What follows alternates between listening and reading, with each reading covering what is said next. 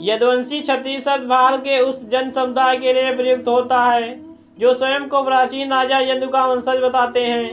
यदुवंशी क्षत्रिय ही थे। माधुरी पुत्र ईश्वर से निवासी दत्त नामक कई विख्यात ही राजा कालांतर में राजपूतों में सम्मिलित होकर यदुवंशी राजपूत कहलाए।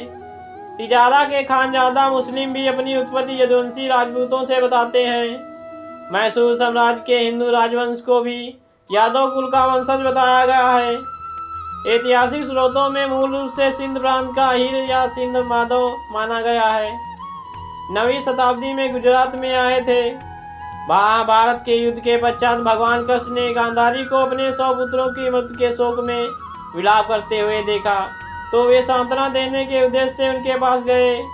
भगवान श्री कृष्ण को देखते ही गांधारी ने क्रोधित होकर उन्हें शाप दिया कि तुम्हारे कारण जिस कारण से मेरे 100 पुत्रों का नाश हुआ है उसी प्रकार तुम्हारे कुलवंश का भी आपस में एक दूसरे को मारने के कारण नाश हो जाएगा।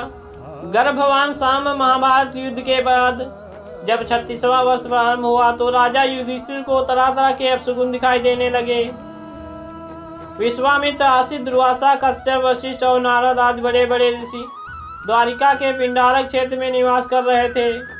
एक दिन सारण आदि किशोर जामवंती नंदन शाम को स्त्री वेश में जल सजाकर उनके पास ले गए और बोले, ऋषियों, या गजरारे नैनों वाली बबरू की पत्नी है और गर्भवती है या कुछ पूछना चाहती है लेकिन सच चाहती है।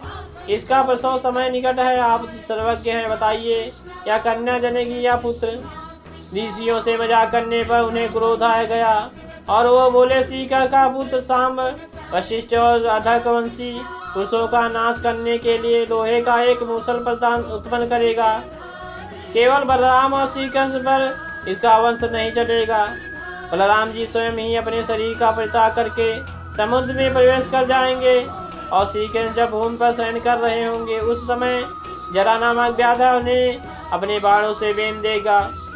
मुनियों की यह बात सुनकर वे सभी किशोर बहुत डर गए। उन्होंने तुरंत शाम को खोलकर देखा तो उसमें एक मूसल मिला। वे सब बहुत घबरा गए और मूसल लेकर अपने आवास पर चले गए। उन्होंने भरी सभा में वह मूसल ले जाकर रख दिया। मूसल को चूरा चूरा कर समुद्र में भिगवा दिया गया। उस टुकड़े को एक मछली निकल गई और चूरा लहरों के साथ समुद्र के किनारे आ गया। कुछ दिन बाद एक प्रकार की घास रूप में उग आई। मछुआरों ने उस मछली को पकड़ लिया। उसके पेट में जो लोहे का टुकड़ा था उसे जरा नामक व्याध ने अपने बांध पर बाण पर लगा लिया। 36वां वर्ष चल रहा था। उन्होंने यदुवंशियों को तीर्थ यात्रा पर चलने की आज्ञा दी। वे सभी प्रवास में उत्सव के लिए इकट्ठे हुए किसी बात पर आपस में झगड़ने लगे। झगड़ा इतना बड़ा कि वे वहां उगाई घास के उखाड़ कर उसी से एक दूसरे को मारने लगे। उसी एरका घास से यदुवंशियों का नाश हो गया। घास हाथ में आते ही वह विशाल मूसल का रूप धारण कर लेती।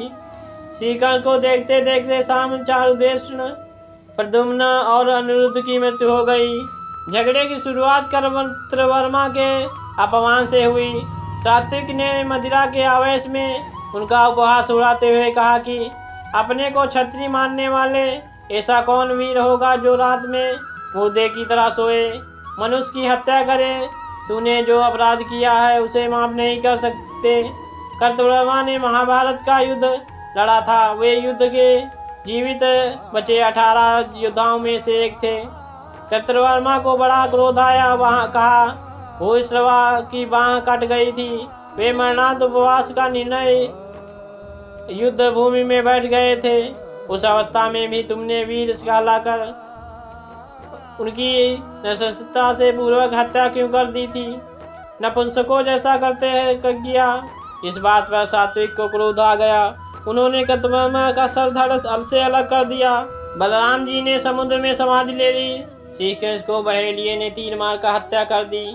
अंत में कश के बहुत वज्र अथवा वज्रनाम द्वारिका के यदुवंश के अंतिम शासक बचे।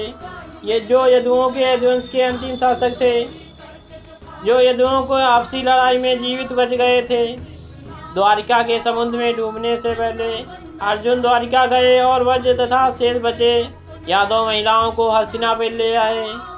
कश के परपौत्र वज्र को हस्तिनापुर में मथुरा का राजा घोषित किया गया।